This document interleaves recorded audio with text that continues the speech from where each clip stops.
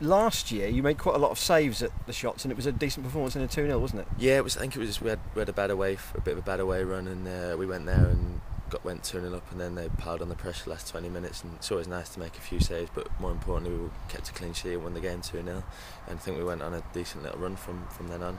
What about your form at the start of this season? Because what is it now, 106 consecutive games? To be honest, I've not been counting since John told me it was 100. I've not been counting, but I've done okay. But it's no point doing well for 6-7 games. You need to do it for 12-15 games, and then just get a good run of consistency going. Have you changed anything in your own sort of analysis of performance and what you're doing with Bookie at all? I think a few years ago we had a guy who who was in here who was a bit of a, I don't really know what he did, but he was sort of a mental sort of guy, and things were going well. I'd just got in the team, things were going really well for me, and he started saying, "Oh, you need to change this, you need to change that." I think I started over analysing everything and reading everything was said, and just every little thing. And I think Bookie's done, like, he just gets it out. He just says, "Don't worry about it. It's all about you." And he makes you going out on the pitch knowing that you feel good about yourself, and making you know that you feel confident and know how good you are. And I think a lot of credit's got to go to him for that. So simple messages from, without being joking about it, simple messages from Bookie. Yeah, definitely. Yeah. Well, yeah, obviously, don't let the ball in the back of the net to start. But yeah, like I say, I think a few years ago I started over analysing everything and every little stupid little thing, and looking at the weather, and I don't know, just every little thing. But I'm just taking each game as it comes and going from there. Interesting at the minute, 1 or 2 of the goals have come from very close range. Are those the difficult ones to judge whether you should come for a cross, whether you should stay on your line? So, for example, Davis at Northampton and Macklin's goal the other night, very close in. Do you look at those and think, what should I have done? Which one? The Northampton yeah, one, the first one. Yeah. I think, like, 'cause it's gone to Akinfenwa backstick, so you check across and you've got to go for the original header. So, and then he puts it in backstick, and he's a runner from midfield. So I think we're a bit disappointed with that one. And then the one Tuesday, he's whipped it in with a lot of pace, and trying to be quite aggressive with my starting positions at the moment. And he just came in with too much pace to come and get something on. So we've just got to hope for a reaction save from there. And you talk about, or people talk about, sort of control of your area. Yeah. Is that particularly true in the 6-yard box? I think it's something I've done better so far this season. I think I've come for a few more crosses, and but that comes from us having a better higher line, giving you more room to come and claim the crosses and come and help the lads out when possible. Mark has said about, we're all conscious of the fact that there is no cover for you at the minute. You break a leg, I'm in goal, frankly. Well, no, not quite. But there is another keeper coming. Are you conscious that may make you up your game even more?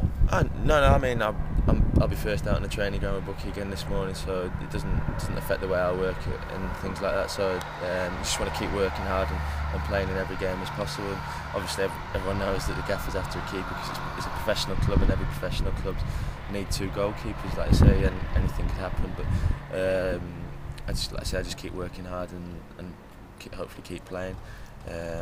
Obviously on a Saturday there's a lot of managers now going without keepers on the bench, so that doesn't really affect me at all. So like I say, as long as you're playing, that's the main thing. Was there a point when Shane was here that you genuinely felt you were challenging him, or was there a period where he was almost untouchable and you thought, actually, I'm on the bench and that's all as far as it's going to go? I think there was a period where he was unbelievable, wasn't he, for 2 years, and I just thought, I'm never ever going to play here, sort of thing. There's one season where we stayed up and bet against Doncaster on the last game of the season. He was unbelievable. I remember thinking, he's just too good, too fair. But I think the first time I got in the team under Martin Allen, had a little run in the team for about 10-12 games. And then he kept me in for a few games when Higgsy was back fit, and then put Higgsy back in. And then I thought, I can do this sort of thing. So it's all about belief when you're not playing, and you've got to know that when you're called upon, you need to be ready. So is this the first time, probably for 2.5 years, that the club are going to have potentially 2 goalkeepers who could both play? Not really. No, I mean, we've always had 2 goalkeepers, I think, that could both play, sort of thing. So, and even last year, I don't know if he didn't think he was even if the gaffer didn't think Dan was good enough, then he's always got a phone call to Premiership manager. Can you get one down for next to nothing to come and play if he didn't think I was doing it. So you always know that there's someone out there ready to take your place if you're not doing it. So you just got to keep working hard and playing as best as you can. Just lastly, in 6th in the table at the moment, Alan Bellett used the phrase about the club being under the radar. Are you quite happy to be almost unfancied in 6th at the moment? Yeah, definitely. I mean, if we keep winning, then we're not going to stay under the radar forever. But yeah, Benno's right. We're not seen as a big club in this league or anything like that. So people won't.